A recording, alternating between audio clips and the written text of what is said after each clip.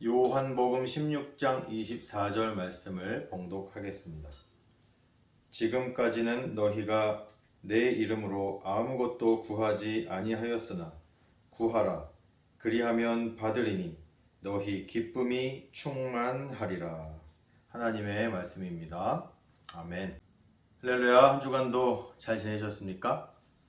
오늘은 성도의 특권이라는 제목으로 하나님 말씀을 함께 나누기를 원합니다. 요즘 우리가 뉴스나 인터넷 기사나 이런 매스미디어를 통해서 들려오는 소식들을 보면 잊을만 하면 나오는 뉴스가 사고치는 교회, 잊을만 하면 나오는 뉴스가 사고치는 목사, 심지어는 성범죄를 일으키는 목사들에 대한 기사들이 잊을만 하면 계속해서 나오는 것을 우리가 알 수가 있습니다.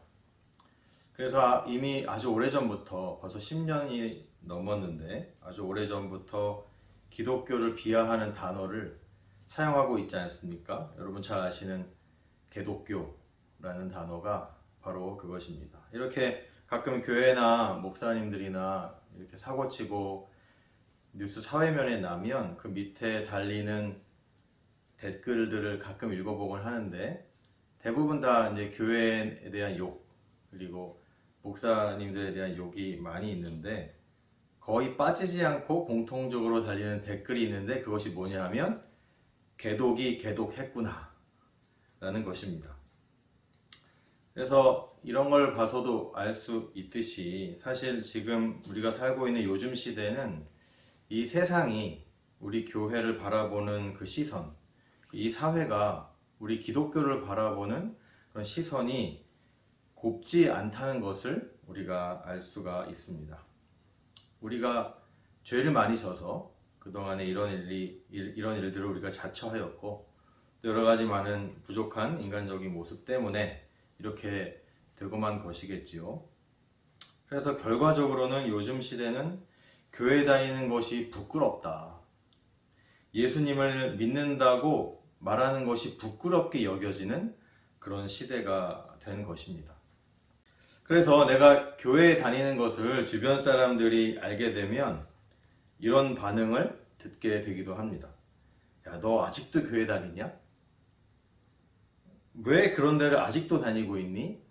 이렇게 내가 평소에 알고 지내던 친구들이나 직장 동료들이 이렇게 얘기하기도 합니다.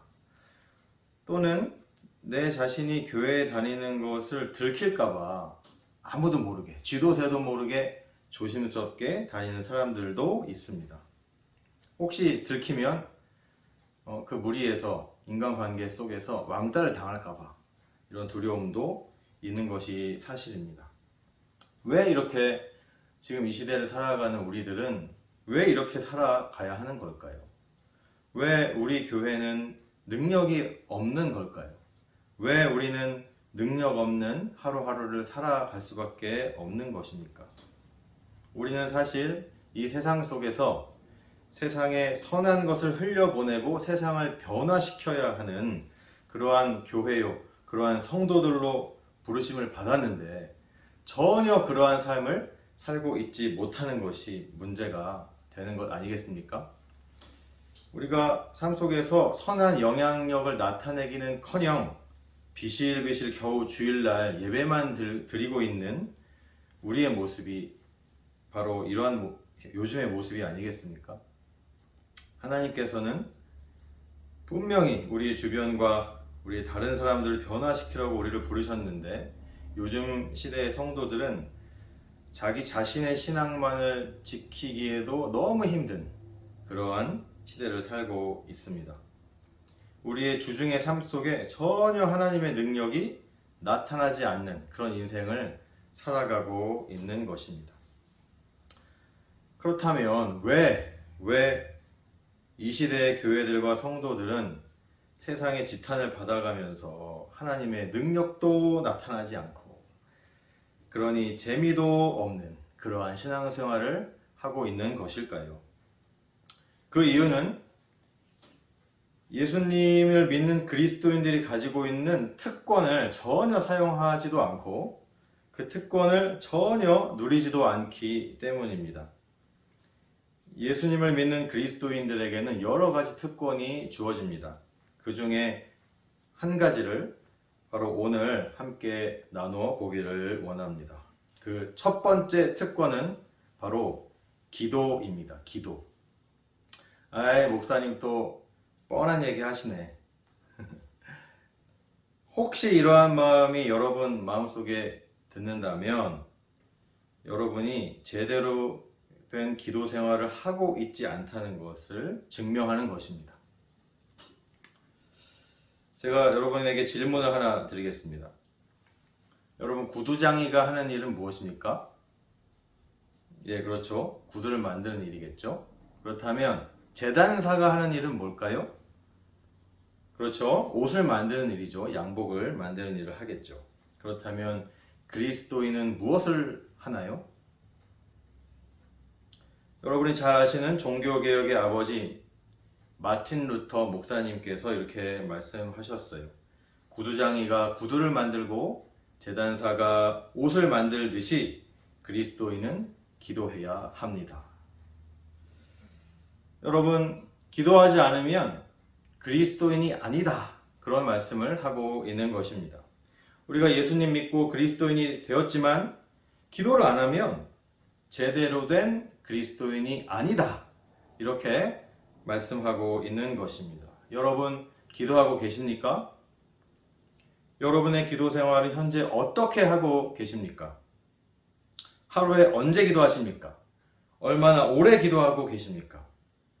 이렇게 얘기를 하면 어떤 분이 이렇게 대답을 하는 걸 제가 들은 기억이 있습니다. 목사님, 저는 유대인들이 하루 3번 정해진 시간에 성전을 향해서 기도하는 것처럼 저도 하루 3번 시간을 정해놓고 기도합니다. 아침 식사, 점심 식사, 저녁 시간에 이렇게 식사 시간에 하루 3번 기도를 한다는 얘기를 들은 적이 있습니다. 여러분, 기도해야 합니다. 식사 시간에도 당연히 기도하고, 그리고 여러분 하루 새벽이나 밤이나 정해진 시간에 반드시 기도해야 하는 것입니다. 여러분, 기도가 왜 특권일까요? 기도가 특권인 이유가 무엇일까요? 왜냐하면 예수님을 믿는 성도가 예수님의 이름으로 기도하면 들어주신다고 성경에서 밝히 말씀하고 있기 때문입니다. 오늘 본문인 요한복음 16장 24절 한 절밖에 안 되는 본문을 우리가 읽었는데 제가 다시 한번 읽어보겠습니다. 지금까지는 너희가 내 이름으로 아무것도 구하지 아니하였으나 구하라, 그리하면 받으리니 너희 기쁨이 충만하리라. 아멘. 이것이 무슨 말씀이냐 하면, 여러분들이 예수님의 이름으로 구하면, 즉 다시 말해 기도 생활을 제대로 하면 그 결과로 기쁨이 넘치는 신앙생활을 하게 된다는 것입니다. 여러분, 이 말씀을 믿으십니까? 믿으십니까? 이런 비슷한 말씀이 성경에 많이 나와 있습니다. 요한복음 14장 13절 14절에도 너희가 내 이름으로 무엇을 구하든지 내가 행하리니 이는 아버지로 하여금 아들로 말미암아 영광을 받으시게 하려 함이라. 내 이름으로 무엇이든지 내게 구하면 내가 행하리라. 아멘. 여러분, 이 말씀 믿으십니까? 마태복음 7장 7절 8절에도 유명한 말씀이 있습니다. 구하라, 그리하면 너희에게 주실 것이요, 찾으라, 그리하면 찾아낼 것이요, 문을 두드리라, 그리하면 너희에게 열릴 것이니 구하는 이마다 받을 것이요, 찾는 이는 찾아낼 것이요, 두드리는 이에게는 열릴 것이니라. 아멘. 여러분, 이 말씀 믿으십니까? 그런데 왜 기도를 안 하고 계십니까? 왜 기도를 안 하시나요? 많은 성도들이 기도에 대하여 오해가 큰 것을 알 수가 있습니다. 심지어는 교회를 수십 년 다니신 장로님, 권사님들 중에도 기도에 대해서 잘 모르고 계신 분들이 있다는 사실입니다. 여러분, 기도가 단순히 하나님께 이거 해주세요, 저거 해주세요, 나의 소원을 비는 간구만으로 생각하고 계시진 않습니까? 단순히 기도는 나의 소원을 나열하는 간구만으로 끝나는 것이 아닙니다. 이렇게 기도에 대해서 오해하고 있기 때문에 기도 시간에 내가 하고 나의 소원을, 나의 간구를 다 빌고 나면 더 이상 할 말이 없는 것이에요. 그래서 기도를 5분 이상 하기 힘듭니다. 더 하려고 하면 아까 했던 말을 또 반복을 해야 하는 것입니다. 요즘 성도들이 얼마나 기도를 할 줄 모르는지 한국에 있는 어떤 한 대형 교회에서는 1시간 기도 운동을 하기도 했습니다. 하루에 5분도 겨우 기도 못하는 사람들이 어떻게 갑자기 1시간을 할 수 있겠습니까? 거의 불가능한 일이죠. 그래서 그 교회에서는 1시간 동안 기도할 수 있도록 개인 기도 순서지까지 만들어서 성도들에게 나눠주고 어떻게 해서든지 매일 1시간 기도 시간을 채워라! 이런 훈련을 하기도 했습니다. 여러분, 기도는 당연히 나의 소원을 간구하는 시간입니다. 그러나 나의 소원만을 나열하는 시간은 아닌 것입니다. 기도에는 더 중요한 측면이 있습니다. 더 중요한 측면이 있는데 그것은 바로 하나님과 만나서 교제하는 시간이 바로 기도라는 사실입니다. 기도는 하나님과 사귀는 시간입니다. 사귀는 시간. 시편 145편 18절에 여호와께서는 자기에게 간구하는 모든 자, 곧 진실하게 간구하는 모든 자에게 가까이 하시는도다. 아멘. 여러분, 기도는 하나님과 만나는 시간입니다. 저는 기도를 통해서 하나님과 만났다라고 볼 수 있는데, 저는 원래 불교 집안에서 태어났습니다. 그래서 어렸을 때부터 절에 다녔습니다. 그래서 어머니를 따라서 서울 우이동에 있는 도선사를 자주 다녔습니다. 그래서 4월 초파일 그분이 오신 날이 되면 며칠 전부터 가서 절에서 먹고 자고 하면서 4월 초파일을 어머니와 함께 기다렸던 그런 기억이 있습니다. 그래서 저는 그렇게 가끔 어머니와 함께 절에도 나갔지만 매 주일마다 절에도 나갔습니다. 매 주일마다 교회가 아닌 절에 나갔고 매 주일마다 찬송가가 아닌 찬불가를 이렇게 불렀었습니다. 그런데 어느 날 갑자기 절에 다니시는 어머니께서 비 오는 날이었어요. 비 오는 주일날 우산을 쓰고 한 손에는 몽둥이를 들고 저를 상도동에 있는 어떤 한 교회, 남현교회라는 장로교인데 거기에 억지로 저를 끌고 가는 날이 있었습니다. 나중에 제가 어머니께 물어봤어요. 왜 몽둥이를 들고 그때 가셨나요? 그때 네가 안 간다고 할까봐 억지로 끌고 가게 하려고 몽둥이까지 들고 갔다. 이런 얘기를 하시더라고요. 그래서 어머니께서는 원래 절에 다니셨는데 집안이 많이 힘들고 어려운 상황 가운데 근처 교회에서 넣어둔 전도지에 있는 말씀을 보고 하나님이 정말 살아계신가? 이러한 마음이 들기 시작하셨다고 합니다. 그래서 당신께서 직접 먼저 가보기에는 조금 무섭고 그리고 떨리는 마음도 있고 해서 자식을 먼저 보내보자. 그래서 저를 그렇게 몽둥이까지 들고 교회로 먼저 억지로 보내게 되셨습니다. 그때가 제가 초등학교, 국민학교 3학년 때 일입니다. 그래서 저는 처음 그때 교회를 나가면서 너무 좋았습니다. 너무 재밌었습니다.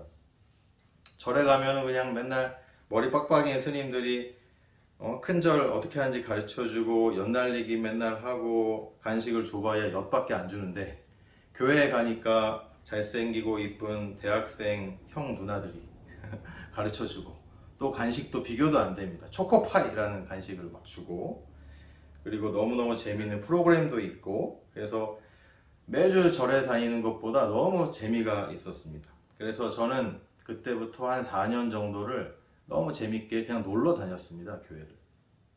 교회를 그렇게 4년간 놀러 다니다가 중학교 1학년 때에 어떤 수련회를 가게 됐는데 거기에서 예수님을 처음 믿게 되었습니다. 옛날에는 수련회를 하면은 요즘은 뭐 1박 2일, 2박 3일도 바빠서 못한다 하지만 그 당시에는 수련회 한다 하면 일주일씩 했습니다. 그래서 제 기억으로 3일째 되는 밤 저녁 시간에 모든 집회가 끝나고 개인 기도하는 시간이 있었습니다. 근데 저는 기도를 그때 아마 처음 제대로 해본 것 같아요. 그래서 조용히 불 꺼진 예배당 안에서 개인 기도를 하고 있는데 처음으로 정말 예수 그리스도께서 내 죄를 대신하여 십자가에 돌아가셨구나 라는 그 사실이 너무 생생하게 다가오기 시작했습니다. 그러면서 지금 생각하면 그것이 약간 환상이었나 이런 생각이 들 정도로 십자가에 달려 돌아가신 예수님의 형상이 제 마음속에 너무도 뚜렷하게 다가와서 박힌 그런 놀라운 경험을 그때 하게 되었습니다. 그래서 처음 기도라는 것을 해봤고 성령이 들어오시고 과거에 지었던 죄가 생각나고 회개하고 눈물을 흘리고 콧물을 흘리고 몇 시간을 그 어린 나이에 처음 그렇게 기도했던 기억이 있습니다. 그렇게 예수님을 처음 만났습니다. 기도를 통하여 예수님을 만났습니다. 기도를 통해서 하나님을 처음 만나게 된 것입니다. 그래서 그 이후로도 계속해서 기도를 통하여 하나님을 만나고 하나님과 함께 교제하는 그런 생활을 해왔습니다. 특히나 예수님께서 직접 보여주신 모범을 따라서 새벽 기도를 통해서 하나님을 만나는 것은 너무나도 즐겁고 가슴 벅찬 일이었습니다. 마가복음 1장 35절에 새벽 아직도 밝기 전에 예수께서 일어나 나아가 한적한 곳으로 가사 거기서 기도하시더니 사실 기도를 안 해도 되시는 하나님이신 예수님께서는 우리들에게 매우 직접적으로 기도 생활의 모범을 이렇게 가르쳐 주신 것입니다. 여러분 혹시 읽어보셨는지 모르겠는데 너는 내 것이라 라는 간증집으로 유명하신 원종수 박사님의 이야기 중에 하루는 이분이 어느 아주 추운 날 겨울에 새벽 기도에 나갔다고 합니다. 그런데 교회에 아무도 없었다고 해요. 추운 겨울이라 교회에 아무도 없었어요. 그래서 교회 정문이 닫혀 있어서 연문을 보니까 연문이 열려 있어서 연문을 열고 들어갔는데 너무 추운 예배당, 너무 꽁꽁 얼어 있고 아무도 없는 그런 예배당에서 혼자 기도를 하기 시작했다고 합니다. 그런데 한참을 기도하고 있는데 마음 한편에서 하나님께서 이렇게 말씀하시는 감동이 느껴졌다고 해요. 이렇게 날이 추운데 왜 왔니? 이렇게 하나님이 물어보시는 거예요. 그랬더니 이 원정수 박사님이 이렇게 말씀하셨대요. 하나님 아버지가 너무 좋았어요. 이렇게 말씀했다는 겁니다. 그랬더니 또 마음 한편에서 하나님께서 말씀하시는 것을 느꼈대요. 나도 네가 좋단다. 여러분 바로 이것이 기도입니다. 이러한 하나님과의 만남을 여러분의 기도 시간에 경험하시기를 바랍니다. 특별히 새벽 시간에 경험하시길 바랍니다. 그리고 여러분의 기도 시간에 이러한 놀라운 하나님과의 만남이 있기를 바랍니다. 이사야서 58장 9절 네가 부를 때에는 나 여호와가 응답하겠고 네가 부르짖을 때에는 내가 여기 있다 하리라. 분명히 이렇게 말씀하셨습니다. 기도에 대한 간증을 한 가지 더 드리기를 원합니다. 사실 기도에 대한 얘기를 하자면 한도 끝도 없는데 시간이 짧아서 짧은 한 가지 간증을 더 드리고자 합니다. 저는 미국에 2003년도 8월 달에 처음 29살의 나이로 미국에 왔습니다. 아내와 함께 오게 되었어요. 아이오와에 있는 에임스라는 작은 도시에 아이오와 주립대학이 있는데 거기서 이제 박사 과정을 하러 처음 미국에 왔습니다. 근데 그 해 겨울에 첫 딸을 지금도 이제 와 있는 저희 첫 딸을 임신을 하게 됐어요. 그런데 이제 뭐 가난한 유학생이라 당시 저희 아버지께서는 한국에서 하트 어택이 와가지고 심장 수술을 하고 나서 투석을 하는 그런 상황이어서 집안도 많이 어렵고 유학을 하는 학생이 돈이 어디 있겠습니까? 그죠? 그래서 이제 아기를 임신을 했는데 의료보험을 사야 되는 상황이 오는 것입니다. 그래서 의료보험을 이제 사기 위해서 다 이렇게 얼마인지 알아보니까 한 2,500달러 정도가 필요한 것을 우리가 알게 되었습니다. 근데 2,500달러가 모자라는 거예요. 없는 거예요. 그래서 한국에 물어보기도 어렵고 그런 상황에 기도밖에 할 수가 없었습니다.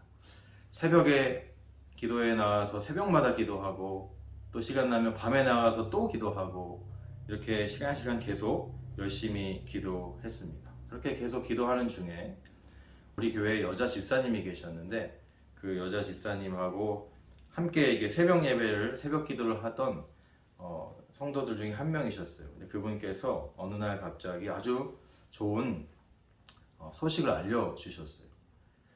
뉴욕에 있는 어떤 한 대학교에서 장학금을 준다. 그래서 거기 장학금을 한번 지원을 해봐라. 이렇게 말씀을 해 주시는 거예요. 장학금이 되면은 5,000달러를 준다. 이렇게 얘기를 하는 거예요.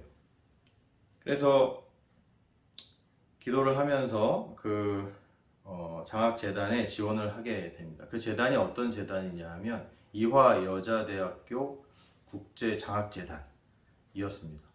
그래서 이화여자대학교에서 미국에서 공부하는 한국 학생들에게 장학금을 주기 위한 그런 재단이었어요. 그래서 필요한 서류들을 다 써서 이제 냈는데 에세이도 쓰고 막 그랬습니다. 근데 중요한 서류가 하나가 있는데 뭐냐면 바로 직전 학기 미국 대학교의 성적 증명서를 내라 이러는 거였어요. 근데 제가 대학교 첫 학기였어요. 박사과정 첫 학기였어요. 첫 학기가 끝나야 성적표가 나오는데 아직 끝나기 전이었어요. 성적표가 당연히 없지요.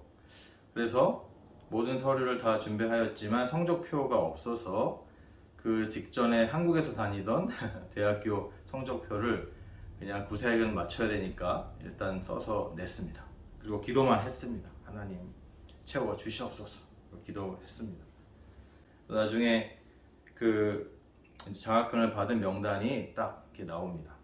이름과 장학금 액수가 나옵니다. 보니까 누구누구누구 5,000불, 누구누구누구 5,000불 이렇게 쫙 나옵니다. 근데 제 이름이 거기에 있었습니다. 다행히 할렐루야. 제 이름이 있었고 액수가 얼마로 적혀 있었을까요? 5,000불을 당연히 받아야 되는데 놀랍게도 2,500불이라고 적혀 있었습니다.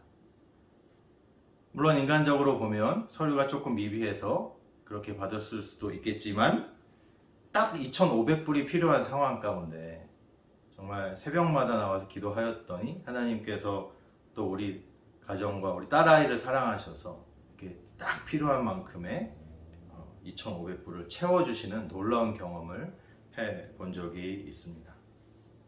여러분도 기도를 통하여 이러한 놀라운 간증을 하시기를 바랍니다.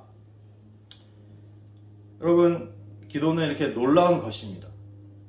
제가 한 가지 기도에 대한 놀라운 신비의 이야기를 한 가지 말씀드리고 이제 설교를 정리를 했으면 좋겠습니다. 어떤 한 선교사님과 어떤 집사님의 사이에서 일어났던 일입니다. 기도를 열심히 하시는 한 여자 집사님이 계셨어요.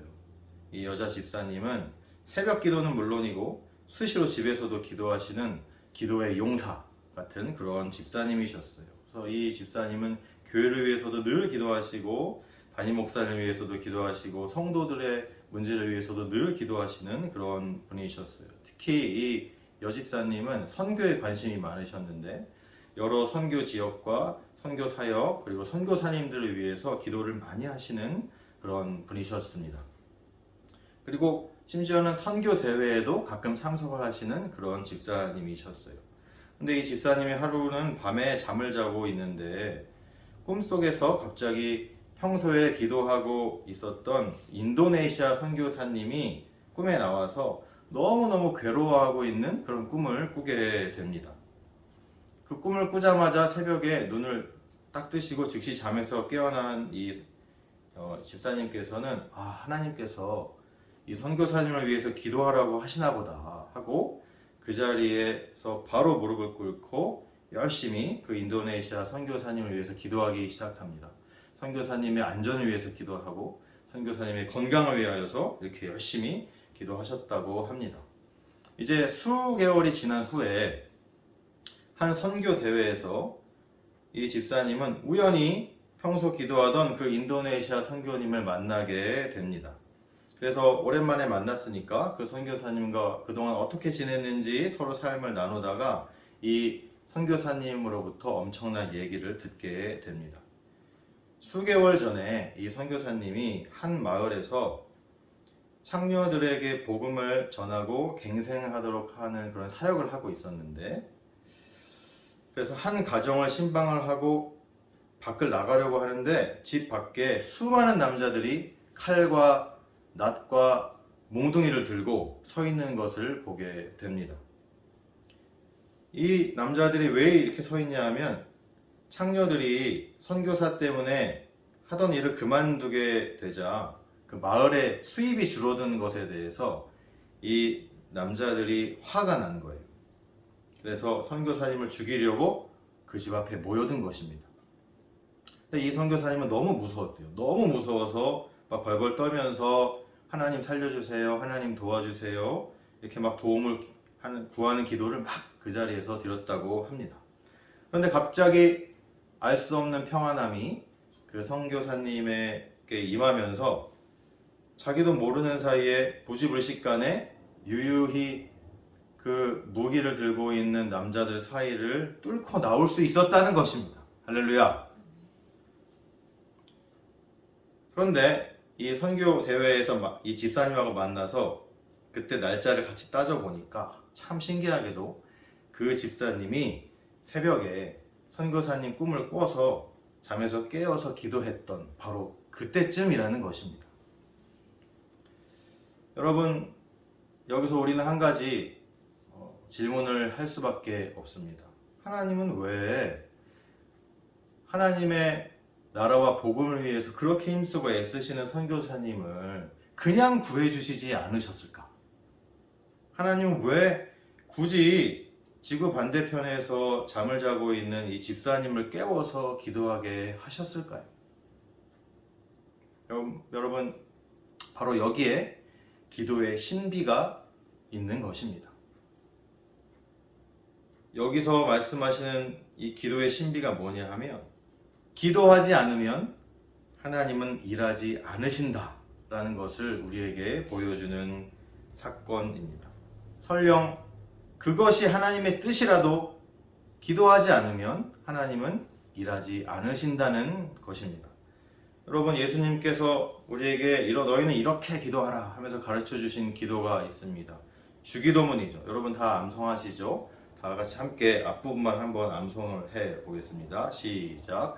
하늘에 계신 우리 아버지여, 이름이 거룩히 여김을 받으시오며 나라의 임하옵시며 뜻이 하늘에서 이룬 것 같이 땅에서도 이루어지이다. 아멘. 여기까지만 하겠습니다. 방금 뭐라고 그랬습니까? 뜻이 하늘에서 이룬 것 같이 땅에서도 이루어지이다. 이렇게 기도하였습니다. 이것이 무슨 이야기입니까? 하나님의 뜻이 하늘에서 이루어진 것처럼 하나님의 뜻이 이 땅에서도 이루어지게 기도하여라. 그렇게 예수님께서 우리에게 말씀하시는 겁니다. 그래서 우리는 주기도문을 통해서 하나님의 뜻이 이 땅에서도 이루어지게 하여 주시옵소서 이렇게 기도하는 것입니다. 무슨 얘기입니까? 하나님의 뜻이 이 땅에서 이루어지기 위해서 우리가 기도를 안 하면 어쩌면 하나님의 뜻이 이루어지지 않을 수도 있다는 것을 예수님께서 우리에게 말씀해 주시는 것입니다. 여기에 놀라운 기도의 신비가 있습니다. 말씀을 정리하고 마치기를 원합니다. 여러분, 우리가 기도하지 않아서 교회가 능력을 잃어갑니다. 여러분이 새벽에 나와 부르짖어서 이 교회를 위해 기도하지 않으면 이 교회는 능력을 잃어가게 되어 있습니다. 그리고 여러분이 기도하지 않으면 성도인 여러분도 능력 없는 그저 그런 종교인으로 살아가게 되어 있습니다.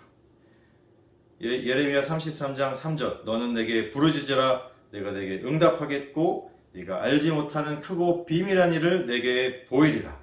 이 말씀을 붙들고 기도하시기 바랍니다. 기도는 하나님께서 나의 삶에 개입하시게 되는 그 첫 걸음입니다. 기도하지 않으면 절대로 하나님의 능력을 경험할 수 없습니다. 하나님의 기적의 능력도 평생 체험할 수도 없습니다. 기도하지 않으면 우리를 향하신 하나님의 뜻도 이루어지지 않습니다. 살아계신 하나님이라고 누구나 그렇게 얘기하고 교회에서도 얘기하고 누구나 살아계신 하나님이라고 하는데 나에게는 전혀 살아계신 하나님이 아니라면 그것은 제대로 된 기도 생활을 해본 적이 없기 때문인 것입니다. 사랑하는 성도 여러분, 새벽 기도회에 나오시기 바랍니다. 정해진 개인 기도 시간이 반드시 있어야 합니다. 여러분이 정말 제대로 생생한 신앙생활을 진짜 해보길 원하신다면 기도 생활을 제대로 시작하셔야 하는 것입니다. 그래서 하나님께서 우리에게 주신 이 기도의 특권을 제대로 사용하고 제대로 누려서 우리 교회가 능력 있는 교회가 되고 우리 모두의 삶이 하나님의 능력이 나타나는 삶이 되시길 예수님의 이름으로 축원합니다. 아멘.